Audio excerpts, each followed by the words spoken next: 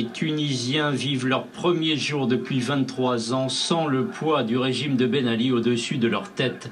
Malgré le couvre-feu, des tirs d'armes automatiques ont encore résonné dans les rues de Tunis durant la nuit. Dans plusieurs villes, l'armée a dû intervenir pour protéger les habitants de bandes de pillards. C'est le Premier ministre Mohamed Ranouchi qui assure l'intérim depuis la fuite du président Ben Ali. Celui-ci et certains membres de sa famille ont trouvé refuge en Arabie Saoudite. Il se trouve dans le port de Djeddah. Le président par intérim doit consulter ce samedi les dirigeants de tous les partis politiques. L'Union européenne dit souhaiter une solution démocratique durable en Tunisie. L'indépendance est arrivée pour des gens qui ont cru dans leur droit à la liberté et à une vie digne, explique notre envoyé spécial en Tunisie.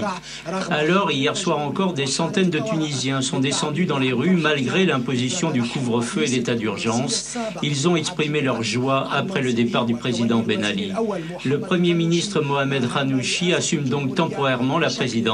Reste à savoir ce qui va se passer par la suite.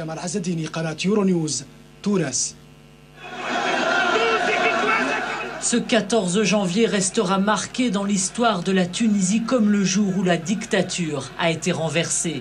Après 23 ans de colère contenue, de liberté bâillonnée, d'opposants censurés, une marée humaine a pris en main son destin hier dans les rues de la capitale.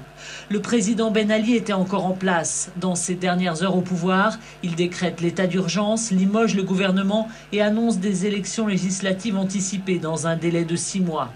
Mais la rue veut plus, car les Tunisiens ont changé. Le peuple tunisien est dans la rue. Le peuple tunisien n'a plus peur. Le peuple tunisien revendique la liberté, l'égalité, la dignité. En fin d'après-midi, l'armée prend le contrôle de l'aéroport international de Tunis-Carthage. Les principaux aéroports sont fermés, tout comme l'espace aérien. L'armée, qui s'est toujours tenue à l'écart des violences, joue un rôle dans la démission de Ben Ali.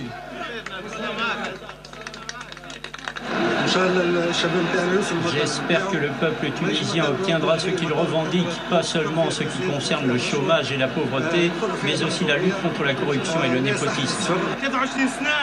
23 ans de répression et d'injustice, le peuple doit se débarrasser de ce dictateur. C'est un fardeau pour notre peuple qui lutte. Un message à tous les peuples du monde. Ne craignez pas les dictateurs, ne craignez pas les dictateurs, ne craignez pas les dictateurs.